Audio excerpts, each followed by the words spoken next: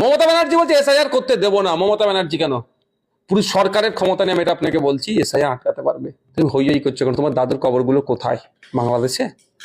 উদাহরণস্বরূপ বলেছি, কোথায়? ইন্ডিয়াতে। তো তোমার দাদুর কবর যখন এখানে আছে, তোমার জন্য একটা বড় জিনিস হচ্ছে তুমি দাদুর কবরটা কোথায় আছে সেটা তো কবরস্থানে। সে কবরস্থানে দলিলটা কোথায়? সবার কবরস্থানে কাগজ জেলে কোথা থেকে? আমি অন ক্যামেরা বলছি, এসআইআর নিয়ে কেউ আতঙ্কিত হবেন না। আর যদি বিজেপি হয়রানি করার চেষ্টা করে, বাংলার মানুষ ঐক্যবদ্ধভাবে বিজেপি ইসিআই যদি বিজেপি দ্বারা মোটিভেটেড হয়ে যায়, ইসিআই এর কাছ থেকে জবাব নেবে। ভাঙড়ের বিধায়ক নওশাদ সিদ্দিকী আমাদের সঙ্গে রয়েছেন।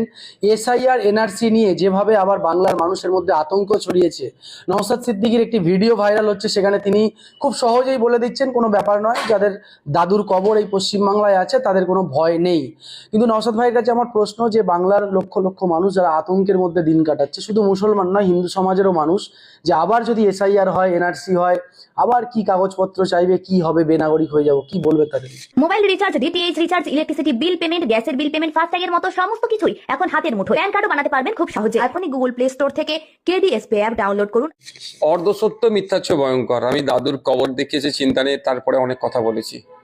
সেগুলো যদি না কেউ দেখায় আমার দোষ নাই। আমি আপনাকে বললাম এখান থেকে হাওড়া যাব, তারপর আমি ডানকুনি হয়ে বাড়িপাড়া হয়ে ফুরফুরা শরীফ যাব। আর কেউ যদি দেখা এখান থেকে হাওড়া থেকে ফুরফুরা শরীফ ট্রেনে যাবো, যদি বলে দেয় আমার দোষ কি? যেটা আমাদের প্রত্যেকেই আমরা দাদুর সম্পত্তির উপরে কম বেশি বসবাস করছি। দাদু সম্পত্তিতে কিভাবে পাচ্ছি? কাগজের মাধ্যমে। ওই কাগজটাই তো আমার জন্য অনেক বড় একটা দলিল। তাটা না করে তুমি হই হই করছো কারণ তোমার দাদুর কবরগুলো কোথায়? বাংলাদেশে? উদাহরণস্বরূপ বলেছি, কোথায়? ইন্ডিয়াতে। তো তোমার দাদুর কবর যখন এখানে আছে, তোমার জন্য একটা বড় জিনিস হচ্ছে তুমি দাদুর কবরটা কোথায় আছে সেটা তো কবরস্থানে। সে কবরস্থানে দলিলটা কোথায়? সবার কবরস্থানে কাগজ জেলে কোথা থেকে? এই ধরনের অনেক ব্যাখ্যা করেছি, যাক আমি বিষয়ে যাচ্ছি না। এখন সোজাসুজি হচ্ছে এসআইআর এর নিয়ে আমার অবস্থান কি সেটা জানতে চাইছেন তো? না, প্রথম কথা হচ্ছে আতঙ্কিত হবেন না। তৃণমূল কংগ্রেস আতঙ্কিত করে মুসলিম ভোটকে পকেটে ভরতে চাইছে, এটা বোঝাতে চাইবে তৃণমূল কংগ্রেস যে এসআইআর করলে নাকি ভোট সব আপনার ভোটাধিকার কেড়ে নিতে পারে, আর আমাকে জেতান আমি কাটতে দেবো না, এই গল্প শোনাবে। এর বাইরে কিছু করতে পারবে না। আর বিজেপি হয়রানি করার চেষ্টা করছে। বিজেপি হয়রানি করার এই জন্যই চেষ্টা করছে যে মুসলমানদেরকে হয়রানি করবে। শুভেন্দু অধিকারী একদম যারা কোনোদিন স্কুলে যায়নি তাদের মতো কথা বলছে। কেমন কথা? ইউনাইটেড নেশন বলছে সারা পৃথিবীতে 24 লক্ষ রোহিঙ্গা আছে, আর শুভেন্দু অধিকারী বলছে কি সারা শুধু পশ্চিমবাংলায় 1.5 কোটি আছে। কোথা থেকে রোহিঙ্গা চাষ হলো? আবার শুভেন্দু অধিকারীদের সরকার বলছে, কেন্দ্রীয় স্বরাষ্ট্র দপ্তর দেওয়া তথ্য, ভারতবর্ষে প্রায় 30,000 মতো রোহিঙ্গা আছে। আর রোহিঙ্গা 30,000 মতো যে রাজ্যগুলো দেখিয়েছে, তার 5 নম্বরে আছে ওয়েস্ট বেঙ্গল, 4 নম্বরে আছে অসম, 3 নম্বরে আছে হরিয়ানা, 1 নম্বরে আছে দিল্লি। আমি যদি অ্যাভারেজ 5,000 করে বলি, তাহলে 5 6 30,000, তাহলে 6,000 রোহিঙ্গা ওয়েস্ট বেঙ্গলে আছে। এই তথ্য তৃণমূলের লোকেরা বলছে না কেন পাবলিক ডোমেইনে? এইটা যদি তৃণমূল বলে দেয় তাহলে মুসলমানরা ভয় পাবে না। আর মুসলমান আপনাকে আমাকে, আপনার মুখে দাঁড়িয়ে আমার মুখে মাথায় টুপি, আপনাকে আমাকে যখন রোহিঙ্গা বলছে, তৃণমূলের নেতাদের ফিক ফিক করে হাসছে, ভালো লাগছে। ওই জন্য এই ডিটেলসে ব্যাখ্যায় যাচ্ছে না। আমি অন ক্যামেরা বলছি, এসআইআর নিয়ে কেউ আতঙ্কিত হবেন না। আর যদি বিজেপি হয়রানি করার চেষ্টা করে, বাংলার মানুষ ঐক্যবদ্ধভাবে বিজেপি ইসিআই যদি বিজেপি দ্বারা মোটিভেটেড হয়ে যায়, ইসিআই এর কাছ থেকে জবাব নেবে। এর ইতিপূর্বে ভারতবর্ষে সম্ভবত 13 বার এসআইআর হয়েছে। হয়নি কেন? চিৎকার চাচামেচি হয়নি কেন? তখন আপনি বলতে পারেন পলিটিক্স হয়নি, আজকে হবে। তাহলে যেই নোংরা পলিটিক্সটা করছে আমাদেরকে বন্ধ করতে হবে। আতঙ্কিত করে কি আপনি বন্ধ করতে পারবেন? এই যে একজন মারা গেল, শুনছি নাকি এসআইআর এর ভয়ে তিনি মারা গিয়েছেন টালিগঞ্জে। তাহলে আতঙ্কিত কে করলো? এর দায়ভার তো আগে তৃণমূলকে নিতে হবে। তার সাথে সাথে শুভেন্দু অধিকারীর দায়ী পড়ছে যে আপনি রোহিঙ্গা করে এমন কাজ করলেন যে ওই লোকটা হয়তো মারা গেছে। তো আমার প্রশ্ন হচ্ছে, ইতিপূর্বে ভারতবর্ষে সম্ভবত 13 বার এসআইআর হয়েছে। লাস্ট পশ্চিমবাংলা এসআইআর হয়েছে, মানে হয়েছে লাস্ট 2002 সালে, তখন 28 লক্ষ নাম বাদ গেল। আজকে কেন এত অত আতঙ্কিত করা হচ্ছে? আমার প্রশ্ন এখানে একদম দুটো বিষয়।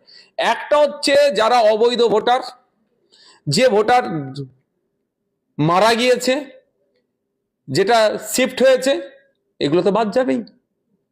দ্বিতীয় কথা হচ্ছে ডাউটফুল ভোটার যে করার চক্রান্ত, এটা নিয়ে আপনাকে আমাকে সজাগ থাকতে হবে।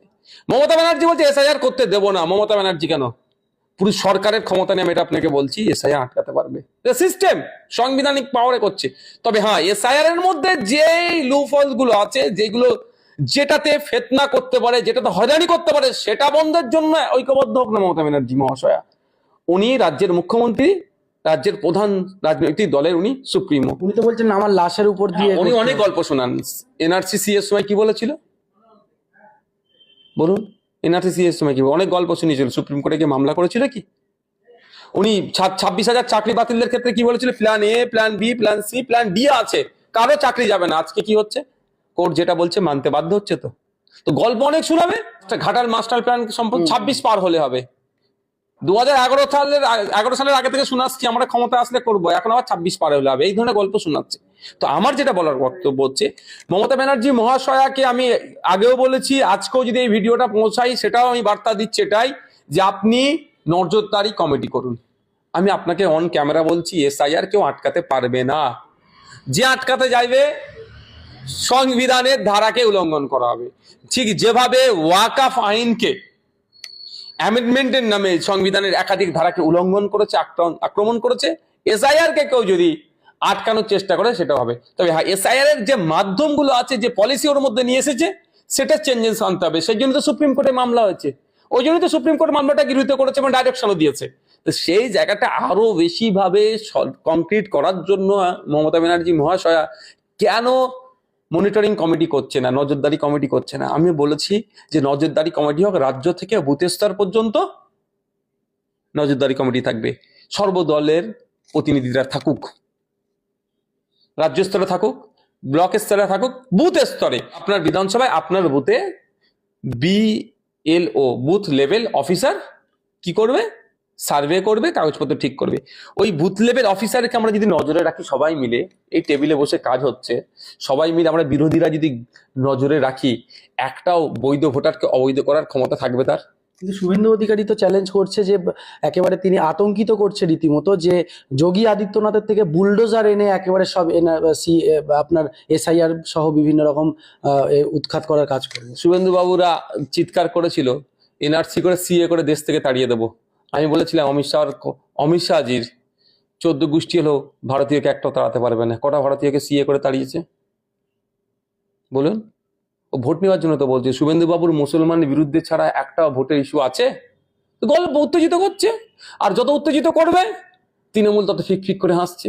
ওই জন্য শুভেন্দু বাবুর যে ধরনের প্ররোচনামূলক কথা বলছে, বৈষম্যমূলক কথা বলছে, সংবিধান বহির্ভূত কথা বলছে, ধরে তো জেলের মধ্যে রাখা দরকার। শুভেন্দু বাবুকে করছে। আপনি একটা সিঙ্গেল ওয়ার্ড ফালতু বলবেন, আপনাকে পুলিশ তুলে নিয়ে চলে যাবে। আর শুভেন্দু বাবু সকাল সন্ধ্যে কি করছে তার দলের লোকেরা? আপনি দেখলেন না গতকালকে না পরশুদিন একজন বিজেপির এক নেতা পুলিশকে জুতো তুলে কেমন দেখাচ্ছিল? একদম কোনো প্রতিক্রিয়া হয়েছে?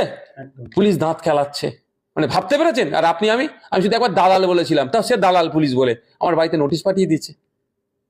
এটা বোঝার জন্য শুভেন্দু অধিকারী বলছে বলে আমি আতঙ্কিত হয়ে যাবো কেন?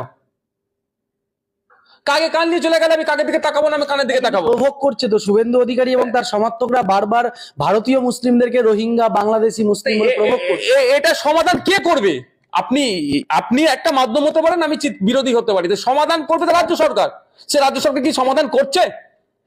রাজ্য সরকারের অনেকেই জয় বাংলা বলে তেড়ে যাচ্ছে তার দিকে। ওদের কি সমাধান? ও তো পলিটিক্যাল হয়ে গেছে। যেমন জয় শ্রীরাম একটা ধর্মীয় স্লোগান ছিল, আজকে এটা রাজনৈতিক স্লোগান হয়ে গেছে। আর জয় বাংলা যারা বলছেন তারা বাংলা সেন্টিমেন্ট নিচ্ছে, কিন্তু রাজনৈতিক স্লোগান করে দিয়েছে। জয় শ্রীরাম বলছে বলে তার পরিবর্তে, বা শুভেন্দু অধিকারী রোহিঙ্গা বলছে বলে জয় বাংলা বলে তেড়ে গেলে কি সমাধান হবে? এটা ভোট পলিটিক্স হবে। এই ভোট পলিটিক্সটা ক্যাপটিভ ভোট ব্যাংক হিসাবে রাখবার জন্য চেষ্টা হবে, এর বাইরে কিছু নয়।